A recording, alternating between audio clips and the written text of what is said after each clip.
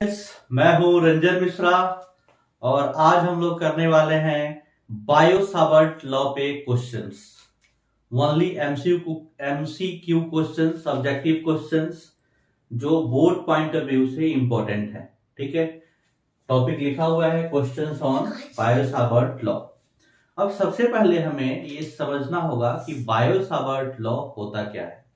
ठीक है, Biot-Savart law एक बेसिक लॉ है जिससे हम किसी करंट एलिमेंट की वजह से मैग्नेटिक फील्ड निकालते हैं। समझ में आया? जिस तरीके से आप इलेक्ट्रोस्टैटिक्स में कूलम्ब्स लॉ यूज करते थे, कूलम्ब्स लॉ से आप फोर्स निकालते हैं और उसकी वजह से आप फील्ड निकालते हैं, उसी तरीके से बायो-सावर्ट लॉ जो है किसी भी करंट एलिमेंट की वजह से हम मैग्नेटिक फील्ड निकालते हैं। ठीक है, समझते हैं इसको। मान लीजिए कि ये एक वायर है, यहां पे इसका करंट एलिमेंट है आईडीएल। ठीक है, अब यहां से आर डिस्टेंस पे कोई पॉइंट है पी। अब यहां पे बहुत ध्यान देने वाली बात है, इस डायरेक्शन से एंगल ये थीटा है, आईडीएल से एंगल थीटा है। तब जो बायो-सावर्ट लॉ कहता है कि जो मैग्नेटिक फील्ड होगा that will be mu naught upon 4 pi I dl cross r upon r cube।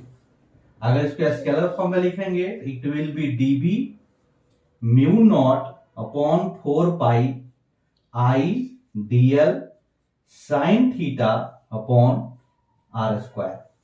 ठीक है, अब यहां देखिए ये जो थीटा है, क्रॉस प्रोडक्ट किसका किसका हुआ है, डीएल क्रॉस आर हुआ है। इसका मतलब एंगल डीएल इस डायरेक्शन में है। देखिए डीएल से आर की तरफ आप एंगल को लेंगे। ठीक है, अब आते हैं इस पे क्वेश्चन पे। देखिए फर्स्ट क्वेश्चन डायरेक्ट इसी पे है कि विच of the following relation represents Biot-Savart law. अब देखिए कौन सा रिप्रेजेंट कर रहा है। यहां देखिए नीचे आर आ रहा है, जबकि आना चाहिए क्या, अगर क्रॉस है तो नीचे आर क्यूब आना चाहिए। इसका मतलब ये भी नहीं होगा, यहाँ आर स्क्वायर आ रहा है तो ये भी नहीं होगा, यहाँ आर की पावर 4 आ रहा है तो ये भी नहीं होगा। That means correct option will be B, dB equal to mu naught upon 4 pi I DL R cross upon R cross DL cross are upon are cube. ठीक है, that is option will be B. अब ये second question जो है ये अच्छा है। देखिए इसमें क्या कहा गया, which of the following relation does not represent Biot-Savart law. ठीक है, अब इसके अंदर आपको डिफरेंट फॉर्म जो है बायो-सावर्ट लॉ का वो आपको पता होना चाहिए। ठीक है, ये एक बेसिक क्वेश्चन है। ठीक है, अब यहां देखिए 4 ऑप्शन दिया हुआ है। फर्स्ट ऑप्शन है mu naught upon 4 pi J cross are upon are cube. ठीक है, जे क्या है, करंट डेंसिटी। सेकेंड रिलेशन है mu naught upon 4 pi Q V cross are upon R cube. V क्या है, वेलोसिटी है। एंड थर्ड रिलेशन है D H equal to 1 upon 4 pi I DL cross are upon are cube. H क्या है, magnetic intensity, magnetising force. ठीक है, और fourth equation देखिए 1 upon 4 pi epsilon naught DL cross are upon are square. ठीक है, अगर आपको गलत पिक करना है, अगर मान लीजिए आपको पता नहीं है कि इसमें से कौन सा गलत है, तो ये तो गलत दिख रहा है मुझे। देख लीजिए I DL cross are upon are square, ये तो बिल्कुल नहीं है क्योंकि I DL cross are upon are cube होना चाहिए। तो ये आपका ऑप्शन हो जाएगा ठीक। अब आपको पता होना चाहिए कि ये 3 जो फॉर्मूले हैं these are the alternate forms of Biot Savart law. ठीक है, ये चीज आपको याद रखना पड़ेगा जब भी बायो-सावर्ट लॉ पढ़े। तो एक फॉर्मूला तो ये हो गया, और फिर 1, 2 और 3, ये 3 मतलब 4 फॉर्मूले बायो-सावर्ट लॉ के आपको याद रखने पड़ेंगे। कोई भी दिया जा सकता है, क्वेश्चन इसमें बदला भी जा सकता है। यही क्वेश्चन था, इसमें ये वाला ऑप्शन ना देके इस तीनों में से कोई अगर ऑप्शन दे दिया जाता फिर भी आप वहां पे ट्रैप हो सकते थे, अगर आपको अल्टरनेट फॉर्म ना पता हो। थ्योरी में हम लोगों ने सारा डिस्कस किया हुआ है कि ये जे के टर्म में कैसे लिखते हैं, वेलोसिटी के टर्म में कैसे लिखते हैं। ठीक है, अब हम लोग नेक्स्ट क्वेश्चन चलिए अब नेक्स्ट क्वेश्चन देखते हैं। क्वेश्चन कहा गया what will be magnetic field at a point P due to current in a straight wire as shown in the figure. अब ये जो क्वेश्चन है, क्वेश्चन 3, क्वेश्चन 4, क्वेश्चन 5, ये नंबरिंग में गलत हो गया, 3, 4, this will be question number 5 and this will be 6। ठीक है, all these questions are general result. ठीक है, ये इसलिए ही आपको दिया जा रहा है ताकि आपको क्वेश्चन के थ्रू जनरल रिजल्ट याद रहे, ताकि आप क्वेश्चन कर सके। ठीक है, ये डायरेक्ट डेरिवेशन है, डेरिवेशन का रिजल्ट है। ठीक है, अगर कोई इनफाइनाइटली लॉन्ग वायर है, अगर आप उसको जनरल सॉल्यूशन निकालते हैं और एंगल आप यहां से लीजिए, θ1 यहां लीजिए और θ2 यहां से लीजिए, ठीक है, तब जो रिजल्ट आता है वो आता है b की value μ0I upon 4πd cos θ1 minus cos θ2। ये रिजल्ट है आपका magnetic field due to current in a straight wire की वजह से। ठीक है, अगर वो वायर इनफाइनाइटली लॉन्ग हो जाता है, ठीक है, अगर यही वायर इनफाइनाइटली लॉन्ग हो जाए, बहुत बड़ा हो जाए, ठीक है, दूर तक चला जाए और ये दूर तक चला जाए, ठीक है, ये देखिए इसको बढ़ाइए और बड़ा हो जाएगा, उसको और ले जाएंगे और बड़ा हो जाएगा। दैट मीन्स क्या होगा, ये वैल्यू बढ़ती चली जाएगी और फिर in that case for infinitely long wire, ठीक है, θ1 की वैल्यू 0 हो जाती है और θ2 की वैल्यू पाई हो जाती है और फिर ये 0 1 हो गया और -1 इसकी वैल्यू 2 आ जाएगी, 2 से 2 कट जाएगा, μ0I अपॉन 2πd आ जाएगा। ठीक है, कौन सा क्वेश्चन यहां दिया हुआ है देखिए, what is magnetic field at a distance d from a long current carrying straight wire. That means long का मतलब ही होता है इनफाइनाइटली लॉन्ग, उसकी वजह से मैग्नेटिक फील्ड क्या होगा, देख लीजिए, आपका b की वैल्यू आ जाएगी μ0I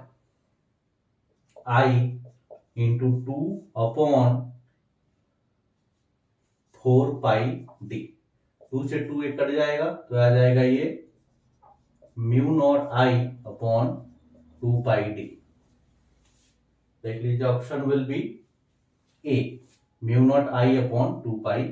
ये रिजल्ट याद रखना है कि इनफाइनाइटली लॉन्ग स्ट्रेट वायर की वजह से मैग्नेटिक फील्ड क्या होगा, μ0I अपॉन 2πd। ठीक है, अगर सीधे स्ट्रेट वायर कहा गया है और एंगल आप यहां से θ1 ले रहे हैं, यहां से θ2 ले रहे हैं, तब जो मैग्नेटिक फील्ड आएगी μ0I upon 4πd cos θ1 minus cos θ2 होगी। ये डायरेक्ट डेरिवेशन का रिजल्ट है, हम लोग थ्योरी चैप्टर में डिस्कस कर चुके हैं। ठीक है, सेम क्वेश्चन अगर ये वायर है और आपने थीटा यहां से ले लिया, बहुत सारे बुक्स जो है यहां से थीटा को लेते हैं, जबकि जो हमारा बायो-सावर्ट लॉ है उसके हिसाब से एंगल यहीं से लेना चाहिए, क्योंकि डीएल जो है आप करंट एलिमेंट ऐसे लेते हैं तो ये वाला एंगल होता है। ठीक है, लेकिन अपना डेरिवेशन है, अपना अपना दिमाग है, अगर आप यहां से एंगल ले लेते हैं तब जो रिजल्ट आता है, तब ये वाला रिजल्ट आता है। ठीक है, μ0I upon 4πd sin θ1 plus sin θ2। ठीक है, फर्क नहीं पड़ता उससे, इनफाइनाइटली लॉन्ग हो जाएगा इस केस में। तो देखो ये जैसे जैसे ऊपर चलता जाएगा ये एंगल बढ़ता जाएगा बढ़ता जाएगा बढ़ता जाएगा, बढ़ते बढ़ते यहाँ π/2 हो जाएगा। दैट मींस इनफाइनाइटली लॉन्ग के लिए यहाँ पे θ1 और θ2 की वैल्यू π/2 हो जाती है और π/2 1, π/2 sin π/2 1, sin π/2 1, 2 हो जाएगा, 2 से 2 कट के फिर से यही वैल्यू आ जाएगी। ठीक है ना, चाहे ये वाला रिजल्ट हो चाहे ये वाला रिजल्ट हो, से मतलब इनफाइनाइटली वायर के लिए रिजल्ट फाइनली यही आता है। लेकिन अगर फिगर के थ्रू क्वेश्चन दिया गया तो फिर आपको याद रखना पड़ेगा। ठीक है ना, उसके बाद देखिए सेमी इनफाइनाइट, अगर ये वायर यहां से हट जाता, मान लीजिए यहां से शुरू होकर इनफाइनाइट तक जाता, या फिर यहां से देखो यहां से हटा देते आप, ठीक है, ऐसे हटा देते और यहां से इनफाइनाइट तक जाता। दैट मींस एक पॉइंट पता है कहां से ओरिजिनेट हो रहा है और लास्ट वाला पॉइंट जो है इनफाइनाइट चला गया, उसको हम लोग सेमी इनफाइनाइट बोलते हैं, दैट मींस इस तरीके से, ठीक है। उस केस में क्या होगा, जैसे इस रिजल्ट में देखिए, अगर ये हट गया तो केवल यही पाई बाई 2 बचेगा, दैट मींस ये हट गया तो पाई बाई 2, तो ये mu naught I upon 4 pi D हो जाएगा। दैट मींस ये वाला क्वेश्चन देखिए, what will be magnetic field at a distance D from a semi infinite wire, तब आपका रिजल्ट क्या हो जाएगा, mu naught I upon 4 pi D, ठीक है। ये क्वेश्चन जो थे डायरेक्ट हमने रिजल्ट दिया था, ठीक है। अब नेक्स्ट क्वेश्चन देखते, चलिए अब नेक्स्ट क्वेश्चन देखते हैं। कहा गया which of the following correctly represents variation of magnetic field with distance due to current carrying straight wire. Same अभी जो हम लोग डेरिवेशन कर रहे थे, जो अभी मतलब हम लोगों ने क्वेश्चन किया था, बी की वैल्यू क्या आई थी, mu naught I upon 2 pi D. अगर इनफाइनाइटली लॉन्ग वायर था तब भी बी क्या था, इनवर्सली प्रोपोर्शनल टू डी था। सेमी इनफाइनाइट था तो mu naught I upon 4 pi D आया हुआ था, तब भी इनवर्सली प्रोपोर्शनल टू डी था। जनरल केस में भी यहाँ पे म्यू नॉट अपॉन 4 पाई डी था, और यहाँ पे cos theta 1 minus cos theta 2 था, या sin theta 1 plus sin theta 2 था। हर केस में बी क्या था, इनवर्सली प्रोपोर्शनल टू डी था। और जब इनवर्सली प्रोपोर्शनल होता है तब इस तरह का ग्राफ बनता है कि जब ये बढ़ेगा तो मैग्नेटिक फील्ड घटेगा, ठीक है। जैसे जैसे डी बढ़ेगा मैग्नेटिक फील्ड आपका घटेगा, hyperbolic graph, option A will be correct, ठीक है। अब आते हैं नेक्स्ट क्वेश्चन पे। नेक्स्ट क्वेश्चन कहा गया two parallel wires P and Q, यहां पे देखिए P and Q placed at a separation small d carry electric currents in opposite direction। यहाँ पे क्रॉस है, यहाँ पे डॉट है। Find the point on the line P Q from point P, यहां से मेजर करना है, where resultant magnetic field is 0, ठीक है। अब ये क्वेश्चन देखिए बहुत इंपॉर्टेंट क्वेश्चन है फिजिक्स में।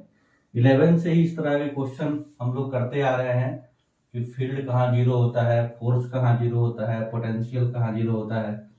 ग्रेविटेशन में भी पढ़े हुए हैं, इलेक्ट्रोस्टेट में भी पढ़े हुए हैं, ठीक है। अब यहाँ पे हम लोग मैग्नेटिज्म में पढ़ रहे हैं। अब यहाँ देखो, यहाँ पे अपोजिट डायरेक्शन वाला क्वेश्चन है, यहाँ पे सेम डायरेक्शन में भी हो सकता है, ठीक है। दोनों केस में यहाँ पे डिस्कस करता हूं, पहले अपोजिट डायरेक्शन वाला डिस्कस करता हूं, फिर सेम डायरेक्शन वाला। चलिए यहां पे ये क्रॉस है, ठीक है, और यहां से डी डिस्टेंस पे यहां पे डॉट है।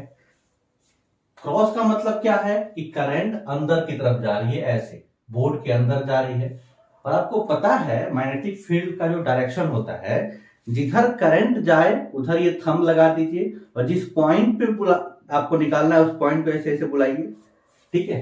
अब करंट देखिए, करंट कहां जा रहा है, अंदर जा रहा है, इसमें I1 की वजह से, ठीक है। ये I1 है और ये I2 है।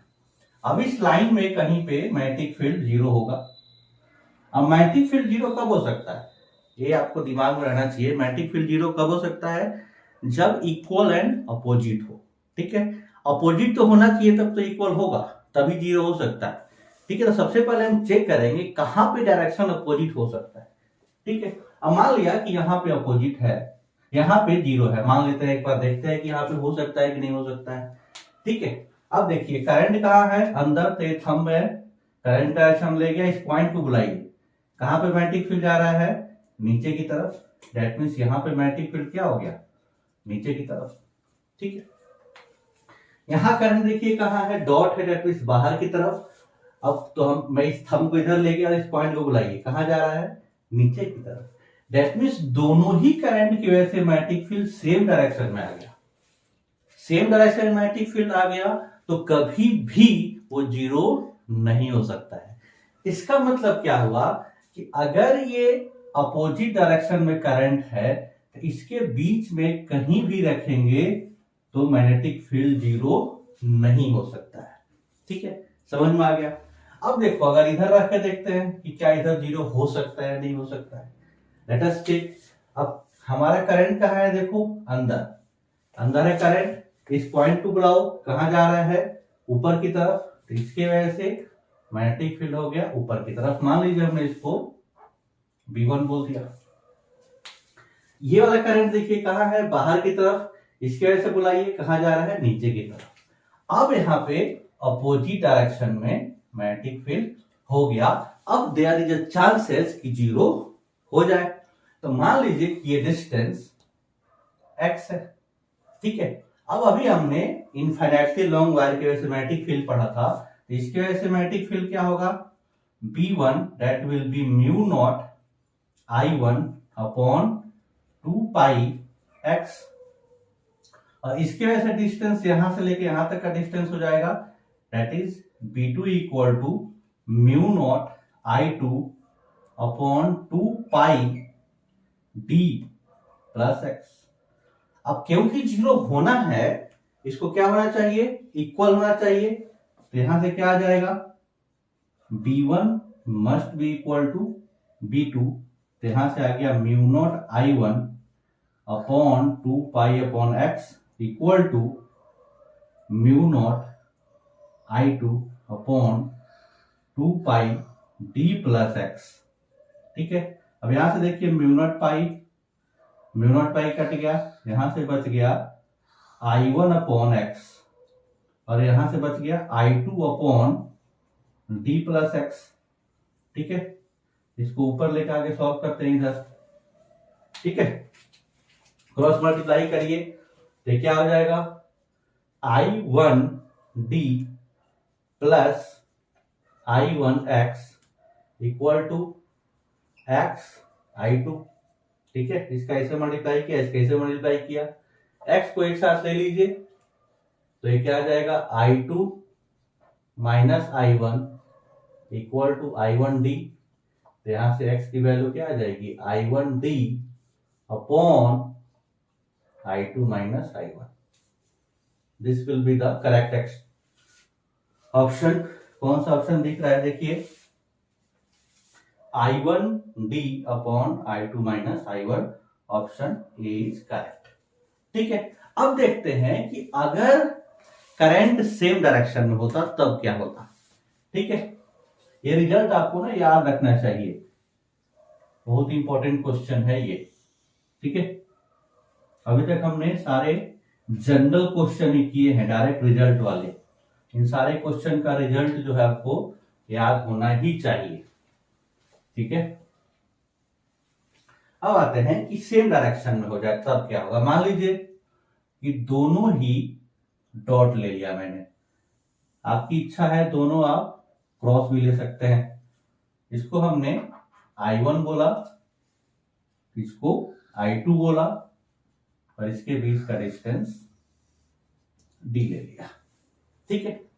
अब जैसा अभी हमने देखा कि इधर जीरो हो रहा था, तो इधर ही ट्राई कर लेते हैं, क्या इधर जीरो हो सकता है क्या, ठीक है। अब यहां देखिए करंट कहां है, बाहर की तरफ, तो ये थंब बाहर लेंगे, इस पॉइंट को बुलाइए, कहां जा रहा है मैग्नेटिक फील्ड, नीचे, ठीक है। ये देखिए करंट कहां है, बाहर की तरफ, उस पॉइंट को बुलाइए, कहां गया मैग्नेटिक फील्ड, नीचे। अब यहां पे क्या हुआ, सेम डायरेक्शन में होने से इधर कहीं भी पॉइंट लेंगे तो मैग्नेटिक फील्ड दोनों सेम डायरेक्शन में, दोनों नीचे ही जा रहा है। इसका मतलब क्या हो गया कि इसके इधर कहीं भी लेंगे तो मैग्नेटिक फील्ड जीरो नहीं होगा। सेम आप इधर ले लीजिए, इधर भी मैग्नेटिक फील्ड जीरो नहीं होगा, क्योंकि इसकी वजह से दोनों ऊपर चला जाएगा, ठीक है। अब लेट अस चेक कि इसके बीच में कहीं पे लेगा तो क्या होगा, ठीक है। तो मान लीजिए कि यहां पे हमने पॉइंट ले लिया, यहां से x डिस्टेंस पे। अब क्या होगा, देखो मैग्नेटिक फील्ड, करंट बाहर है तो मैग्नेटिक फील्ड कहां गया, इसकी वजह से ऊपर, ठीक है। इसके वजह से तो ऊपर चला गया, और इसके वजह से देखिए करंट इधर है, इस पॉइंट को बुलाइए, नीचे आ गया। इसकी वजह से क्या आ गया, मैग्नेटिक फील्ड अब अपोजिट डायरेक्शन में हो गए हैं। Now it may be zero, तो वैल्यू रख दीजिए। इसकी वजह से क्या होगा, B1 क्या होगा, ये म्यू नॉट I1 अपॉन 2 पाई, और इसका डिस्टेंस x, ये डिस्टेंस कितना हो जाएगा, d माइनस एक्स, ठीक है। और ये इसके इक्वल होना चाहिए। That means mu naught I2 upon 2 pi d minus x and it is equal to B2। अब यहां से देखिए mu naught upon 2 pi, mu naught upon 2 pi cut गया, यहां से I1 अपॉन एक्स और यहाँ पे I2 upon d minus x cross multiply करिए फिर से, it is I1d minus I1x equal to I2x। x एक साइड में ले लीजिए तो x आ गया I2 plus I1 equal to I1d। यहां से x की वैल्यू आ जाएगी I1d upon I2 plus I1। अब ये देखिए दो रिजल्ट, मैंने इसीलिए इसको छोड़ दिया था। अगर अपोजिट डायरेक्शन में करंट होंगे, अगर अपोजिट डायरेक्शन में करंट होंगे तो कहां पे नेट फील्ड जीरो होगा? I1 upon D I2 minus I1। I1 क्यों ले रहे हैं? क्योंकि इधर से I1 से उधर पॉइंट लिया था। अगर सेम डायरेक्शन में होंगे तो दोनों करंट के बीच में कहीं पे वो पॉइंट होगा और उसका पोजीशन ये होगा। ठीक है, हमारा इलेक्ट्रोस्टेट में भी ऐसे ही कुछ रिजल्ट आता था। यहाँ पे root Q1 upon root Q2 minus root Q1 into d आता था। ठीक है, आपको याद ही होगा। ठीक है, नेक्स्ट क्वेश्चन। चलिए नेक्स्ट क्वेश्चन देखते हैं। कहा गया two parallel long wires A and B carry currents I1 and I2 when I1 and I2 are in same direction. The magnitude of magnetic field at midpoint between the wires is 10 microtesla। ठीक है, फिर क्या कहा गया? If I2 is reversed, the field becomes 30 microtesla। ठीक है, अब इस कहानी को समझते हैं क्या है। मान लीजिए ये था आपका दोनों डॉट था। ठीक है, ये I1 है और ये I2 है। मान लीजिए इनके बीच का डिस्टेंस 2d है, तो ये d और ये d मिड पॉइंट पे कहा गया है। अब यहां देखिए मैग्नेटिक फील्ड कहाँ है? डॉट हमने ले लिया तो बाहर की तरफ, तो इस पॉइंट पे मैग्नेटिक फील्ड कहाँ जाएगा? नीचे। ठीक है, तो यहाँ पे मैग्नेटिक फील्ड आ गया नीचे, दैट इज B2। अब देखो मैग्नेटिक फील्ड करंट अभी भी बाहर की तरफ है, इस पॉइंट पे जाइए तो कहां होगा? ऊपर की तरफ। तो यहाँ पे मैग्नेटिक फील्ड क्या हो जाएगा? ऊपर की तरफ। और क्वेश्चन में कहा गया है, देखिए कहा गया है कि I1 इज ग्रेटर, I1 की वैल्यू ज्यादा है, तो magnetic field due to current carrying wire, अभी हमने पढ़ा था mu naught I upon 2 pi d। ठीक है, तो D तो दोनों के लिए सेम है, मिड पॉइंट पे पूछ रहे हैं, तो जिसका करंट ज्यादा होगा उसका फील्ड ज्यादा होगा। दैट मींस इस केस में, फर्स्ट वाले केस में जो नेट फील्ड आएगा that will B B1 minus B2, क्योंकि एंगल 180 हो गया, अपोजिट डायरेक्शन में हो गए। तो वैल्यू रख दीजिए। In this case B will be mu naught I1 upon 2 pi d minus mu naught I2 upon 2 pi d and that is equal to 10 microtesla। ठीक है, इक्वेशन 1। अब फिर क्या कहा गया कि हमने I2 को रिवर्स कर दिया। I2 को रिवर्स कर दिया, इट मींस ये डॉट है I1। ठीक है, इसको क्या कर दिया? क्रॉस कर दिया। ये डिस्टेंस अभी भी d है। ठीक है, अब देखिए करंट ये बाहर की तरफ, इसमें I1 बाहर है, इस पॉइंट को बुलाइए, ऊपर गया, दैट मींस इसकी वजह से B1 ऊपर गया। अब ये देखिए क्रॉस अंदर है। ठीक है, अब हम अंदर ले गए, इस पॉइंट को बुलाइए, कहां गया मैग्नेटिक फील्ड? ऊपर। ठीक है, in this case magnetic field क्या हो गया? ऐड हो गया। आपको पता है ना डायरेक्शन कैसे निकलता है? जिधर को करंट है, जैसे करंट ऊपर जा रहा है इसमें, तो इसमें थंब को ले जाएंगे, इस पॉइंट पे निकल रहा है, उस पॉइंट पे ऐसे बुलाइए, वहां पे जिधर को ये उंगली जाएगी उधर मैग्नेटिक फील्ड होगा। ठीक है, अब इन दिस केस ये I2 था, मैग्नेटिक फील्ड ऐड हो जाएंगे, तो यहाँ पे क्या हो जाएगा, देखो B will B B1 plus B2, ठीक है। तो वैल्यू क्या हो जाएगा, mu naught I1 upon 2πd plus mu naught I2 upon 2πd and that is equal to 30 micro tesla. अब इक्वेशन 1 और 2 को डिवाइड कर दीजिए आप। Equation 1 divided by equation 2। यहां से देखो mu naught upon 2πd, mu naught upon 2πd common आएगा। यहां से mu naught upon 2πd, mu naught upon 2πd common आए, कट जाएगा। क्या बचेगा यहाँ पे, देखो I1 माइनस I2 और नीचे पर बचेगा I1 प्लस I2 और यहाँ है 10 माइक्रो और यहाँ पे 30, इट विल बिकम्स 1/3। अब क्या करिए, क्योंकि हमें पूछा क्या गया है, पूछा गया है I1 अपॉन I2 का रेशियो, तो डिवाइड कर दीजिए I2 से, डिवाइड बाई I2, न्यूमरेटर और डिनोमिनेटर को I2 से डिवाइड कर दीजिए। इसको ऐसे लिख सकते हैं I1 अपॉन, ये हो जाएगा I1 अपॉन I2 और ये हो जाएगा -1 upon I1 upon I2 plus 1 equal to 1/3। Cross multiply करिए, ये हो गया 3 I1 upon I2 -3 equal to, ये क्रॉस मल्टीप्लाई होगा तो I1 अपॉन I2 प्लस 1। अब इसको -3 को उधर लेके जाइए और I1 अपॉन I2 को इधर लेके आइए, तो ये हो जाएगा 2 I1 upon I2 equal to 4। यहां से I1 अपॉन I2 की वैल्यू आ जाएगी 2, ठीक है। तो यहां से correct option will B direct question था, ठीक है, ये आपके फॉर्मूले पे, ठीक है। अब आते हैं सेकंड क्वेश्चन पे, देखिए क्या कहा गया। Equilateral triangular loop of wire of side 2L carries a current I, magnetic field produces at the center of the loop E, ठीक है। एक ट्रायंगल है, इक्विलैटरल ट्रायंगल है, ठीक है, उसके सेंटर पे पूछा गया है कि मैग्नेटिक फील्ड क्या होगा, ठीक है। क्या क्या गिवन है, साइड का लेंथ गिवन है कि वो 2L है, ठीक है। अब आते हैं इसके क्वेश्चन पे, समझते हैं, ठीक है। चलिए, अब ये आपका इक्विलैटरल ट्रायंगल है, मान लीजिए, ठीक है।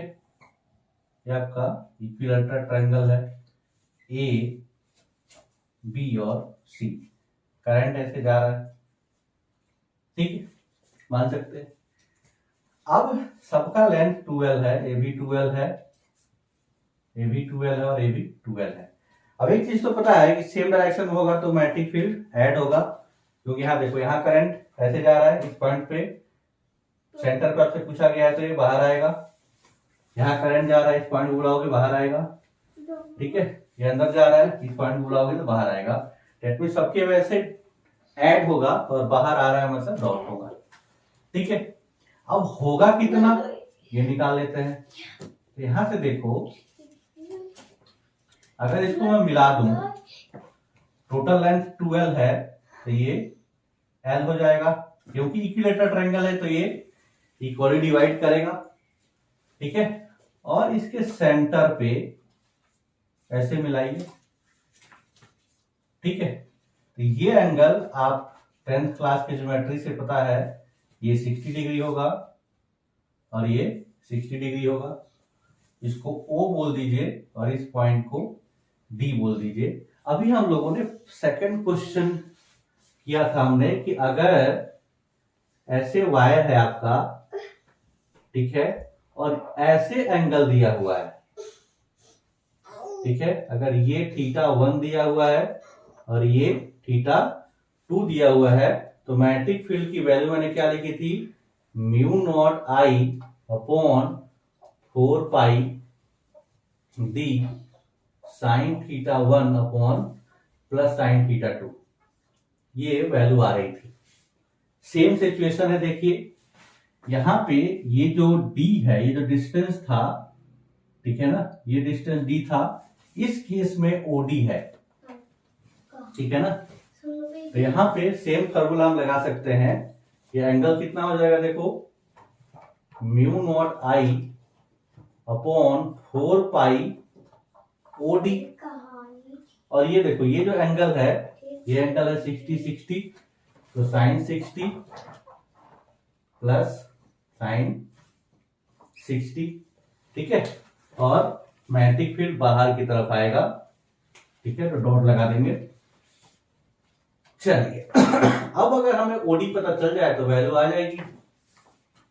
ये क्या आ गया, mu naught I upon 4 pi OD, और साइन 60 होता है √3/2, 2 बार है तो 2 से मल्टीप्लाई करिए, 2 से 2 कट गया, ये वैल्यू आ गई mu naught I upon 4 pi OD into √3, ठीक है।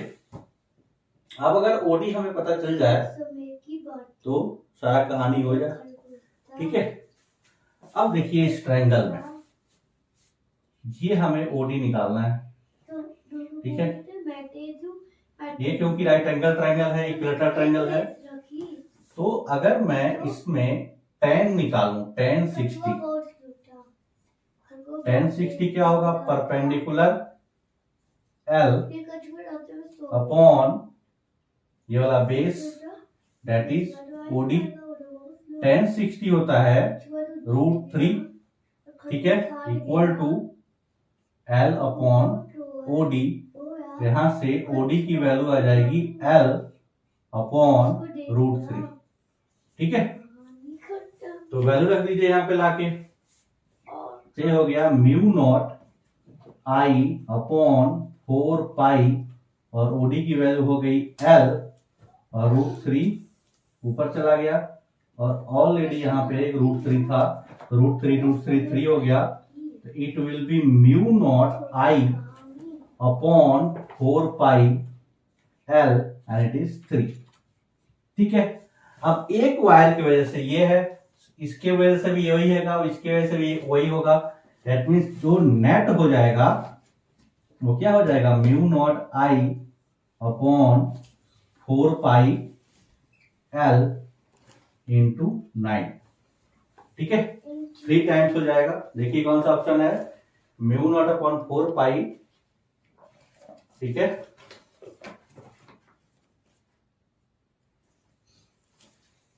म्यू नॉट, ये आई नहीं रहेगा ना इसमें, म्यू नॉट अपॉन 4 पाई 9i अपॉन L, ठीक है, this will B option A. यहाँ पे आई गलती से लिख गया सब में, ठीक है, this will be the right answer, mu naught upon 4 pi 9i upon L, 9i upon L, option A will B answer, ठीक है। हम नेक्स्ट क्वेश्चन करते हैं। चलिए हम नेक्स्ट क्वेश्चन देखते हैं। ये तीनों क्वेश्चन भी डायरेक्ट रिजल्ट है जो हम लोग डेरिवेशन में कर चुके हैं ऑलरेडी, ठीक है। क्वेश्चन कहा गया, what is the magnetic field on the axis of a coil of radius r carrying current I at a distance x from center of a coil। Question ये है, ये करंट कैरिंग कॉइल है, ठीक है, इसका radius r है, यहां से x डिस्टेंस पे पॉइंट है P, यहां पे आपको मैग्नेटिक फील्ड बताना है। तो ये आपको डायरेक्ट रिजल्ट है, आपको हम लोग डेरिवेशन कर चुके हैं। B की वैल्यू होती है म्यू नॉट आई r square upon 2 r square x square की पावर 3/2, ठीक है, ये डायरेक्ट रिजल्ट है। ये इलेक्ट्रोस्टैटिक्स में भी था, सर्कुलर चार्ज डिस्ट्रीब्यूशन की वजह से आपको एक्सियल पॉइंट पे इलेक्ट्रिक फील्ड निकालना होता था, ठीक है। ये इंपॉर्टेंट क्वेश्चन है और रिजल्ट है, आपको डायरेक्ट रिजल्ट है, आपको याद रखना है, ठीक है। ऑप्शन विल बी ए, ठीक है।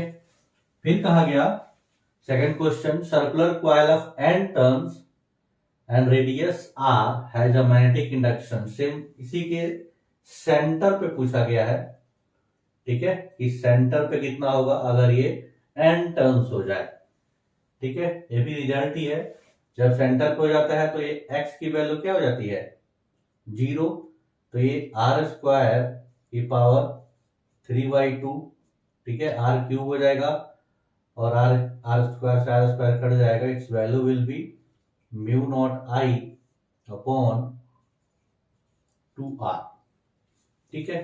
ये एक टर्न के लिए हो गया, अगर n टर्न होगा तो यहाँ पे n से मल्टीप्लाई कर देते हैं, ऑप्शन विल बी ए। ये सब रिजल्ट है, डायरेक्ट रिजल्ट है, आपको याद रखना पड़ेगा, ठीक है। नेक्स्ट है आर्क के लिए, इसी में देखिए टोटल 360 जब होता है, यहां से लेके यहां तक 360 होता है तो 1 टर्न बनता है, ठीक है। तो थीटा में कितना टर्न बनेगा, तो थीटा अपॉन 360, तो नंबर ऑफ टर्न्स ये हो जाएगा, तो n के जगह पे 3 थीटा अपॉन 360 रख देंगे तो नंबर ऑफ टर्न्स आ जाएगा, ठीक है। कौन सा ऑप्शन होगा देखिए, mu naught I upon 2r, mu naught I upon 2r theta upon 360, option A will be the correct option, ठीक है। अब नेक्स्ट क्वेश्चन देखते हैं। अब नेक्स्ट क्वेश्चन देखते हैं, कहा गया variation of magnetic field with distance on axial point of circular current loop. अभी हमने current loop, circular current loop की वजह से देखा था हमने रिजल्ट, ठीक है। ये x था, ये हमारा r था, ठीक है। b की वैल्यू क्या आई थी, म्यू नॉट आई r square upon 2 r square plus x square की पावर 3/2। इसमें क्या है, जब x इक्वल टू 0 हो जाता है तो b की value mu naught I upon 2r हो जाती है, and that is the maximum value, ठीक है। रिंग कैसा होता है, देखिए ये आपका रिंग है, ठीक है। इधर जाएंगे सेंटर से तब भी घटेगा, इधर जाएंगे तब भी घटेगा, दोनों साइड में घटता है। इसका मतलब देखिए दोनों साइड में, यहाँ सेंटर में मैक्सिमम है, इधर जाने पर भी घट रहा है, इधर जाने पर भी घट रहा है, that means option will B A. Simple सा क्वेश्चन था, ठीक है। नेक्स्ट क्वेश्चन देखते हैं, इसी पे कहा गया the magnetic field at the centre of a circular coil carrying current I is B, ठीक है। एक करंट कैरिंग कॉइल है जिसके सेंटर पे मैग्नेटिक फील्ड कितना है, B है। फिर क्या कहा गया कि if the coil is bent into a smaller circular coil of n turns, its magnetic field at center is B dash। अब समझिए क्या है पहले आपका ये कॉइल था, इसका रेडियस मान लीजिए r था, तो यहां पे मैग्नेटिक फील्ड क्या होगा, B equal to mu naught I upon 2r, simple सा कहानी, ठीक है। इसका लेंथ क्या होगा, देखिए ये लेंथ इसका L अगर मैं बोल दूं तो इट विल बी 2πr। अब कहा गया कि इसी को n सर्कुलर टर्न्स में बेंड किया गया, दैट मींस लेंथ चेंज तो नहीं होगा, ठीक है। इसका मतलब बाद में if r is the radius of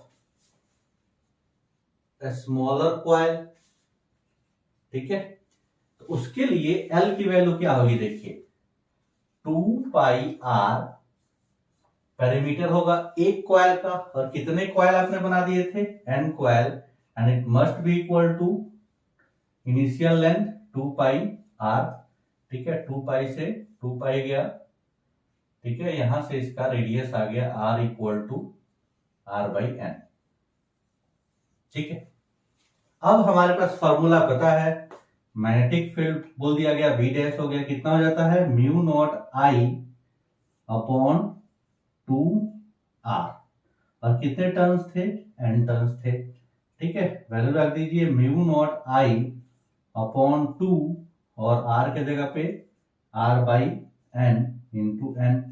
यहां से क्या आ गया mu naught I upon 2r और ये ऊपर चला गया n square. This is nothing but b। ठीक है, तो b dash equal to b into n square आ गया। तो यहां से b dash upon b value आ जाएगी एन स्क्वायर। ठीक है, that means option A will be correct answer, n square is to 1 ratio will be correct answer. ठीक है, चलिए अब नेक्स्ट क्वेश्चन देखते हैं। ये है क्वेश्चन, ये करंट इसमें से फ्लो हो रहा है, यहाँ पे ओ पे नेट मैग्नेटिक फील्ड पूछा गया। कहा गया conducting wire carrying current I is arrange as shown in the figure magnetic field. ठीक है, सिंपल सा क्वेश्चन है। अब इस क्वेश्चन में देखिए 4 पार्ट में क्वेश्चन है। देखिए, एक पार्ट तो ये है, सेकंड पार्ट ये वाला है, थर्ड पार्ट ये वाला है और फोर्थ पार्ट ये वाला है। ठीक है, अब कैसे करेंगे इस चीज को समझते हैं। हमें मालूम है कि मैग्नेटिक फील्ड निकालने के लिए क्या फॉर्मूला यूज करते थे, बायो सावर्ट का mu naught upon 4 pi I DL cross are upon are cube. कैसा होता था, ये आपका डीएल होता था, करंट इसमें आई फ्लो हो रहा है, यहां से ये थीटा एंगल था। ठीक है, और ये डीएल होता था और ये डिस्टेंस आर होता था जहां पे आपको मैग्नेटिक फील्ड निकालना रहता था। अब एक ध्यान दीजिए कि जहां पे आपको निकालना है, इस पॉइंट पे निकालना है, ये डिस्टेंस आर था और ये आपका करंट का डायरेक्शन था, इसके बीच का एंगल थीटा था और यहाँ क्या था, क्रॉस प्रोडक्ट। क्रॉस प्रोडक्ट मतलब साइन थीटा आएगा। अगर ये एंगल 0 हो जाए तो साइन 0 की वैल्यू 0 हो जाती है। इस चीज को समझिए, ये जो वायर है इसकी वजह से अगर मुझे निकालना है, कहां पे निकालना है, इस पॉइंट पे, तो ये करंट का डायरेक्शन है और ये आर का डायरेक्शन भी यही है। ठीक है, दैट मींस आर का डायरेक्शन और करंट डायरेक्शन में कोइंसाइड कर जाएगा तो थीटा 0 हो जाएगा। तो जैसे ही थीटा 0 होगा साइन 0 0 सब कुछ 0। ठीक है, तो ये देखिए, ये वायर जो है करंट का डायरेक्शन और आर का डायरेक्शन कोइंसाइड कर गया, इसकी वजह से मैग्नेटिक फील्ड 0 हो गया। सिमिलरली ये देखिए, ये इधर जा रहा है, मतलब ये भी कोइंसाइड कर रहा है, एंटी पैरेलल है, एंगल 180 डिग्री हो गया। ठीक है, इसकी वजह से भी, इसकी वजह से मैग्नेटिक फील्ड 0 हो गया। ठीक है, दैट मींस पोर्शन जो है सेकंड और फोर्थ की वजह से मैग्नेटिक फील्ड 0 हो गया। ये चीज समझ में आ गया। अब देखिए, इसमें करंट इधर की तरफ है और इसमें करंट इधर की तरफ अपोजिट डायरेक्शन में है। अब ये वही वाला क्वेश्चन है कि अगर कोई आर्क है, ठीक है, और ये एंगल थीटा है और इसके अंदर करंट आई है, तो बी की वैल्यू क्या होती थी, mu naught I upon 2r, ये आपका आर होता था। ठीक है, और थीटा अपॉन 360। ठीक है, अब डायरेक्शन, इसका करंट देखो इधर जा रहा है, इस पॉइंट को बुलाओ कहां जाएगा, ऊपर। इसका करंट नीचे जा रहा है, इसको बुलाओ कहां जाएगा, नीचे। ठीक है, करंट दोनों में सेम है, आर अलग अलग है। दैट मीन जिसका आर कम होगा उसका बी क्या होगा, ज्यादा होगा। दैट मीन्स यहां पे R1 वाला पोर्शन ज्यादा होगा और R2 वाला पोर्शन कम होगा। इसका मतलब जो नेट बी आएगा, देख लीजिए यहां से, mu naught I upon 2R1 ज्यादा होगा, minus mu naught I upon 2R2 कम होगा। ठीक है, और ये 3 थीटा अपॉन 360, यहां एंगल कितना है, 60 डिग्री, तो 60 अपॉन 360 दोनों में कॉमन आ जाएगा। ठीक है, क्योंकि वैल्यू क्या रखेंगे, म्यू नॉट आई 2R1 थीटा अपॉन 360 और फिर इसके वजह से भी वही रखेंगे, mu naught I upon 2R2 theta 60 upon 360। ठीक है, तो ये देखो 1/6 हो गया। ठीक है, तो वैल्यू क्या आ गई देखिए यहां से म्यू नॉट आई अपॉन 2 यहां से कॉमन आ गया और 1/6 यहां से आ गया। ठीक है, क्या आ गया 1/R1 minus 1/R2। Mu naught I upon 12 हो गया ये। ठीक है, mu naught I upon 12 1 minus R1 1/R2 that is option A will be correct answer.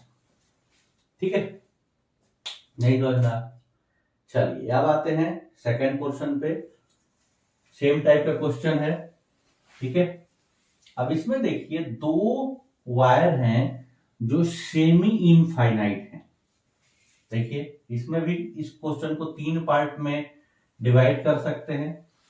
ठीक है, एक है जो सेमी सर्कल है। ठीक है, ये देखिए इतना पोर्शन है और एक ये है और एक ये है। तो ये क्या है सेमी इनफाइनाइट वायर, इसको 1 बोल दिया, ये वाला पोर्शन को 2 बोल दिया और इस वाले पोर्शन को 3 बोल दिया। अब मैग्नेटिक फील्ड के डायरेक्शन देखिए, करंट नीचे जा रहा है इसको बुलाएंगे ऊपर, करंट इधर जा रहा है इसको बुलाएंगे ऊपर, और यहाँ देखिए करंट इधर जा रहा है बुलाएंगे ऊपर। दैट मींस सेम डायरेक्शन में करंट है तो तीनों की वजह से मैग्नेटिक फील्ड क्या होगा ऐड होगा। ठीक है, तो एक चीज क्लियर हो गया कि जो नेट मैग्नेटिक फील्ड होगा तीनों का ऐड होना चाहिए। ठीक है, अब ये देखिए ये क्या है सेमी इनफाइनाइट वायर है और इसकी वजह से आर डिस्टेंस पे, क्योंकि ये रेडियस है इसका, आर डिस्टेंस पे चाहिए तो मैग्नेटिक फील्ड सेमी इनफाइनाइट की वजह से क्या होता था म्यू नॉट आई अपॉन क्या होता था 4 पाई डी, डी की जगह पे क्या है आर है। ठीक है, और इसकी वजह से क्या होगा, इसकी वजह से अभी हमने पढ़ा था क्या mu naught I upon 2r और थीटा अपॉन 360, थीटा क्या हो जाएगा 180 डिग्री अपॉन 360, क्योंकि ये एंगल कितना है आर्क का 360 है। और फिर इसकी वजह से भी वही होगा mu naught I upon 4 pi r. ठीक है, अब इसको सॉल्व कर लेते हैं। ये देखिए म्यू नॉट 2 से मल्टीप्लाई हो गया mu naught I upon 4 pi r plus ये 1/2 हो गया तो mu naught I upon 4r। ठीक है, अब इसमें जितने भी ऑप्शन दिया हुआ है 4 पाई आर बाहर कॉमन लिया गया है। ठीक है, तो 4 पाई आर कॉमन ले लो, mu naught I upon 4 pi r common ले लो, तो यहां से बचेगा 2 और यहाँ पे पाई नहीं है तो पाई ऊपर चला जाएगा। ठीक है, तो net field will B this. Direction लिखना चाहें, ठीक है, करंट कहाँ है ऊपर की तरफ, क्रॉस ऊपर की तरफ जाएगा, डॉट हो जाएगा। ठीक है, यहाँ देखिए ऊपर की तरफ, that means field will be dot. Option कौन सा है mu naught I upon 4 pi r 2 plus pi, option ये विल बी करेक्ट आंसर। ठीक है, अब नेक्स्ट क्वेश्चन देखते हैं। क्वेश्चन देखते हैं, कहा गया charge Q is uniformly spread on a thin ring। Ring कैसा होता है, ये थिन रिंग है। ठीक है, ऑफ रेडियस r, इसका रेडियस r है। The ring rotates about its axis, that means ये है एक्सिस इसका, ऐसे ऐसे ऐसे मूव कर रहा होगा। ठीक है, with frequency f। The magnitude of magnetic induction, magnetic field पूछना है। तो मैग्नेटिक फील्ड क्या होता है, मैग्नेटिक फील्ड होता है mu naught I upon 2r at the centre. That means अगर आपको आई पता चल जाए तो काम बन जाएगा। अब कहा क्या गया है, देखिए चार्ज जो है रोटेट कर रहा है तो आई की वैल्यू क्या हो जाएगी Q अपॉन टी, एक पूरा एक टाइम पीरियड में, और 1/t क्या होता है f, that means Q into F हो गया, आई क्या हो गया Q इंटू एफ। तो यहां से आपकी B की वैल्यू क्या आ जाएगी mu not Q f upon 2r, mu naught QF upon 2r। Option A is the correct answer. ठीक है, नेक्स्ट क्वेश्चन देखते हैं। कहा गया two concentric circular loops of radius r and 2r। ठीक है, दो कंसेंट्रिक लूप्स हैं, एक का रेडियस क्या है r और दूसरे का 2r है। ठीक है, और करंट जो है 2I एंड I है इन अपोजिट सेट्स। इंटरेस्टिंग, एक का रेडियस r है, ठीक है, इसका रेडियस r है, और इसका करंट कितना है 2I। मान लीजिए इस डायरेक्शन में है 2I। ठीक है, फिर सेकंड का रेडियस कितना है 2r, डेट मीन्स बड़ा वाला 2r, और ये अपोजिट सेंस में होगा। ठीक है, डेट मीन्स करंट ऐसे फ्लो करेगा। ठीक है, इसका रेडियस कितना हो गया 2r, और इसमें करंट कितना है I। अब कहा गया है कि resultant magnetic field at its centre, यहां पे बताइए। अब आपके पास मैग्नेटिक फील्ड का फॉर्मूला तो पता है, सेंटर पे क्या होता है mu naught I upon 2r। ठीक है, अब देखिए सबसे पहले इसकी वजह से डायरेक्शन देखते हैं। ये करंट ऐसे जा रहा है, डेट मीन्स यहां पे ऐसे रहेगा, थंब लगाया, इस पॉइंट को बुलाया, कहां आ गया ऊपर, डेट मीन्स डॉट। इसकी वजह से डॉट है, और इसकी वजह से देखो करंट इधर जा रहा है, इस पॉइंट को बुलाओ तो ये क्या हो जाएगा क्रॉस। सेकंड वाले की वजह से क्रॉस हो जाएगा। अब फर्स्ट वाले की वजह से मैग्नेटिक फील्ड देखिए होगा क्या म्यू नॉट, इसके अंदर करंट कितना है 2I, तो ये हो गया 2I, और इसका रेडियस r है तो 2r हो गया, 2 से 2 कट गया, वैल्यू क्या आ गई mu naught I upon r। और इसका डायरेक्शन कहां था देखो, थंब इधर ले जाओ, ऊपर ऊपर की तरफ था, दैट मीन्स ये डॉट। बड़े वाले की वजह से देखो, बड़े वाले के अंदर करंट कितना है I है, तो म्यू नॉट I अपॉन 2, और इसका रेडियस कितना है 2r। ठीक है, इसकी वैल्यू कितनी होगी mu naught I upon 4r, और ये क्रॉस था। ठीक है, देखिए वैल्यू किसकी ज्यादा है, mu naught I upon r है, mu naught I upon 4r है, 4 टाइम्स कम है V2, that means net field जो होगा B1 माइनस B2 होगा, एंड इट विल बी, ये ज्यादा है तो ये डॉट होगा। ठीक है, अब वैल्यू निकाल लीजिए, B1 माइनस B2 क्या हो जाएगा mu naught I upon r minus mu naught I upon 4r। तो mu naught I upon r common ले लेंगे तो 1 माइनस 1/4, तो it will B 3/4 mu naught I upon r। ठीक है, देख लीजिए कौन सा ऑप्शन है 3/4 I upon r mu naught, option A will be the correct option. ठीक है, सिंपल सा क्वेश्चन था, आपको अपोजिट सेंस में करंट था तो इसकी वजह से माइनस हो गया, अगर सेम सेंस में होगा तो ऐड हो जाएगा, आपको पता ही है। ठीक है, अब नेक्स्ट क्वेश्चन देखिए, लास्ट क्वेश्चन। कहा गया two similar coils of radius r line concentrically, ठीक है, with their planes at right angle. अब ये मजेदार चीज हो गया। अब कैसा हो गया, प्लेन्स जो है परपेंडिकुलर हैं, मतलब क्या